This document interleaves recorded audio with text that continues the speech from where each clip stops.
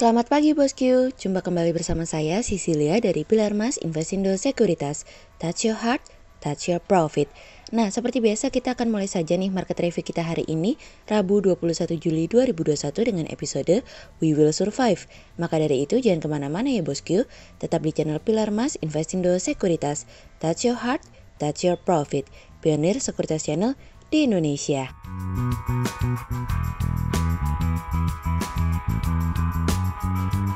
Seperti biasa kita akan mulai dari Global Economics Calendar. Ada berita dari US Housing Starts yang naik dari sebelumnya 1.546K menjadi 1.643K. Kemudian ada dari US Building Permits yang turun dari sebelumnya 1.683K menjadi 1.598K. Kemudian ada dari Eurozone PPI month on month yang naik dari sebelumnya 1,6% menjadi 2,6%, sementara year on year naik dari sebelumnya 8,4% menjadi 9,4%. Kemudian kita beralih ke corporate news. Ada berita dari PT Garuda Indonesia Persero Tbk atau GIA yang mencatatkan kerugian senilai 2,44 miliar US dollar atau setara dengan 34,45 triliun rupiah pada 2020 dari bisnis. Kemudian ada dari PT Telkom Indonesia Persero Tbk atau TLKM yang juga akan fokus mengembangkan pusat data jenis edgy menggunakan branding neocentric. Telkom menilai pusat data skala kecil tersebut cocok untuk mendukung 5G dari bisnis.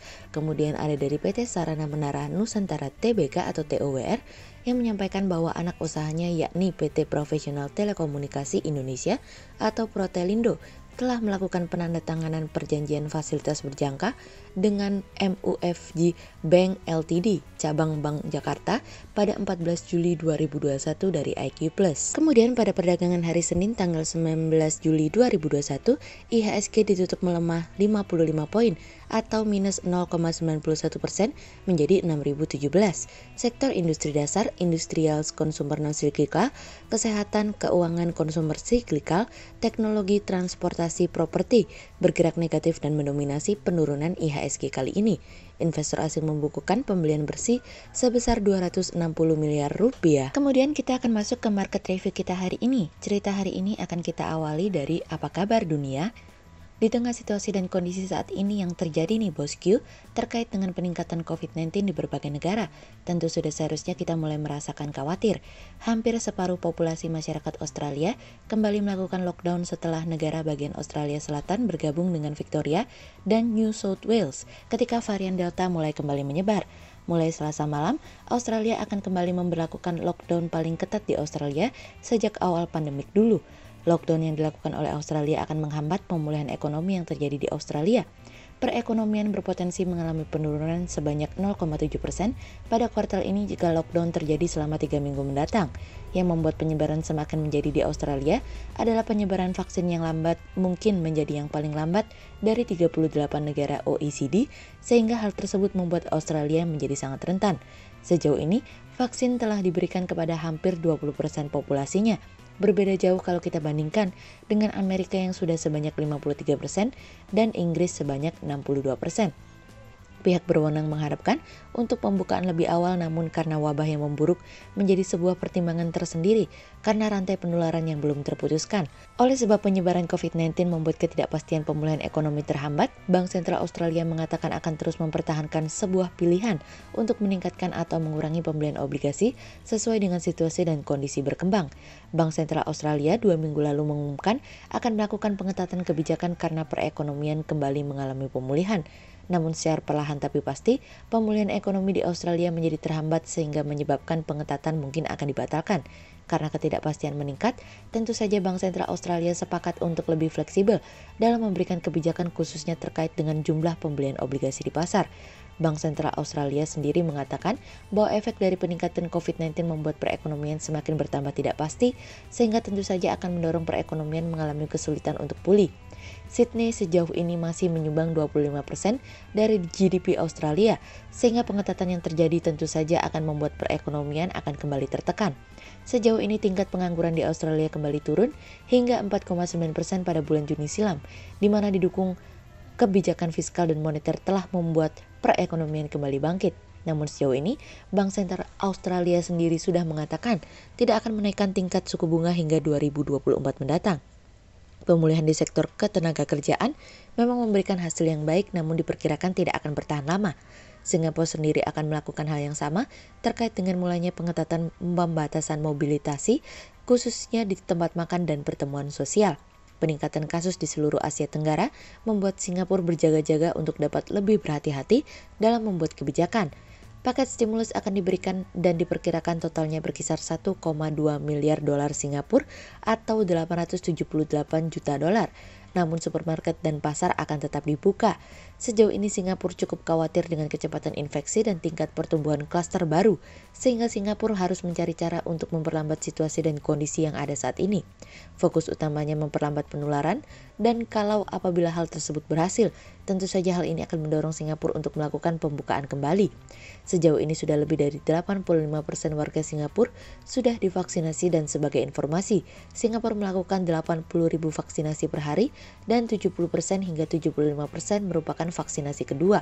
Singapura hingga saat ini sudah mencapai 48,3% dari populasi yang sudah menerima suntikan kedua.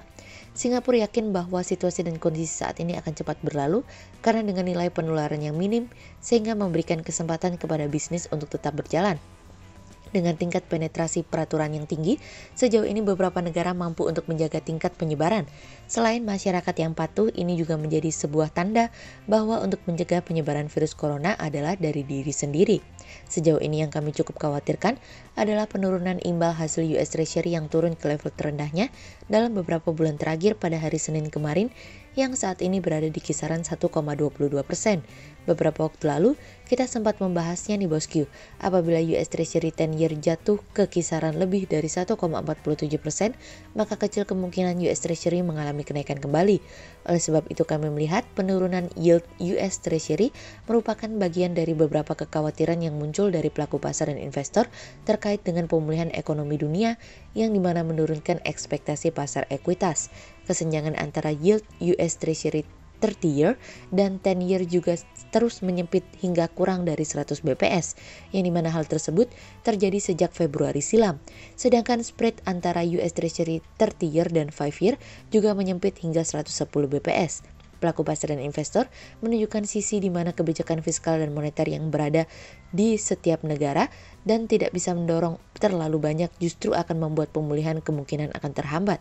Bagaimana dengan Indonesia di tengah perpanjangan PPKM darurat? Kemudian cerita selanjutnya datang dari Sulit. Terbebani wabah corona di dalam negeri dan kondisi rumah sakit tengah kewalahan menampung pasien COVID-19. Kondisi ini menjadi perhatian dunia, di mana media asing memberikan pandangan Indonesia sebagai epicentrum COVID-19. Hal ini dimuat surat kabar Amerika Serikat, New York Times. Pandangan Indonesia sebagai epicentrum COVID-19, laporan yang dimuat surat kabar Amerika Serikat yaitu The New York Times, berjudul The Pandemic Has a New Epicenter Indonesia. Pandangan media asing tentunya akan memberikan sentimen terhadap perekonomian nasional yang berusaha melakukan pemulihan ekonomi nasional, diberlakukan pemberlakuan pembatasan kegiatan masyarakat atau PPKM darurat, dan potensi perpanjangan PPKM tersebut tentunya akan membebani perekonomian nasional karena kegiatan perekonomian juga ikut dibatasi sehingga kemungkinan berimbas terhadap kinerja kegiatan dunia usaha pada triwulan 3 2021. Namun demikian, Direktur Pencegahan dan Pengendalian Penyakit Menular Langsung atau P2PML angkat bicara soal Indonesia dinilai menjadi epicentrum COVID-19 dunia dan menepis penilaian tersebut dengan dalih Organisasi Kesehatan Dunia atau WHO tak pernah mengungkap suatu negara menjadi epicentrum COVID-19. Sebelumnya Presiden Joko Widodo pemerintah memutuskan untuk melanjutkan pelaksanaan pemberlakuan pembatasan kegiatan masyarakat atau PPKM darurat hingga tanggal 25 Juli 2021. Kebijakan ini dilakukan untuk menurunkan penularan COVID-19 dan mengurangi kebutuhan masyarakat untuk pengobatan di rumah sakit. Di sisi lain, pemerintah juga akan melonggarkan PPKM darurat pada tanggal 26 Juli 2021 jika kondisi di lapangan menunjukkan tren penurunan kasus COVID-19 di mana pemerintah akan melakukan pembukaan secara bertahap. Sehingga berdasarkan technical analisa, kami melihat saat ini IHSG memiliki peluang bergerak melemah dan ditradingkan pada level 5.986 hingga 6.048. Berikut stok watch Pilar Mas hari ini ya bosku. Yang pertama ada dari ASI, kemudian yang kedua ada dari RALS, yang ketiga ada dari HMSP, dan yang keempat ada dari INKP. Berikut dua saham yang kami analisa hari ini ya bosku. Yang pertama ada dari ASA atau PT Adi Sarana Armada Tbk yang hingga semester 1 2021 ini rata-rata pengiriman per hari dari lini bisnis antar aja mencapai lebih dari 500.000 paket. Kenaikan tersebut tercatat sebesar 100% dari periode yang sama tahun lalu. Adanya pandemi dan PPKM membuat banyak masyarakat lebih banyak menghabiskan waktu di rumah, sehingga transaksi melalui e-commerce dan marketplace mengalami peningkatan yang sangat tinggi. Sehingga berdasarkan technical analisa dalam tren pada jangka waktu short term berpotensi untuk bullish dengan target 2.550 dan tingkat probabilitas sebesar 65%. Sementara dalam jangka waktu long term berpotensi untuk bullish dengan target 2.800 dan tingkat probabilitas sebesar 55%. Kemudian yang kedua ada dari SAPX atau PT Satria Antaran Prima Tbk yang menargetkan pertumbuhan kinerja hingga 20% pada 2021. Kontribusi dari segmen e-commerce tetap kuat seperti biasa, total volume pengiriman sub-express mengalami kenaikan sekitar 15 hingga 20% dibandingkan dengan periode yang sama di tahun sebelumnya. SAPX menargetkan pertumbuhan kinerja hingga 20% pada 2021. Perseroan akan terus mengembangkan bisnis di sektor jasa kurir mengingat potensinya yang masih besar akibat aktivitas belanja online. Sehingga berdasarkan technical analisa dalam tren pada jangka waktu short term berpotensi untuk bearish dengan target 1000 dan tingkat probabilitas sebesar 64%, sementara dalam jangka waktu long term berpotensi untuk bullish dengan target 1300 dan tingkat probabilitas sebesar 50%.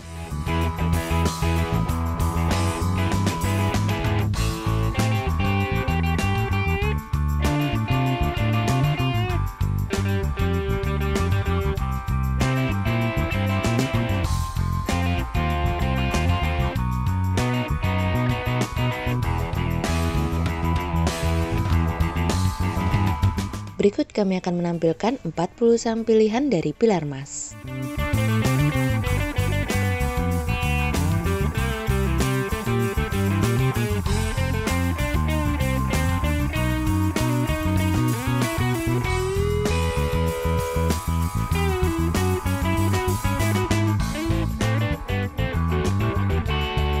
Sekian untuk review market kita kali ini ya bosku. Untuk info lebih lengkapnya bosku bisa download PDF dengan klik link di bawah video ini, atau bisa juga langsung akses ke website kami di www.pilarmas-investindo.co.id. Dan jangan lupa untuk selalu jaga kesehatan buat para bosku ya. Kita akan bertemu lagi besok pagi untuk market review yang berikutnya. Jadi jangan lupa like, subscribe, dan tonton terus channel Pilar Mas Investindo Sekuritas. Touch your heart, touch your profit. Pionir sekuritas channel di Indonesia.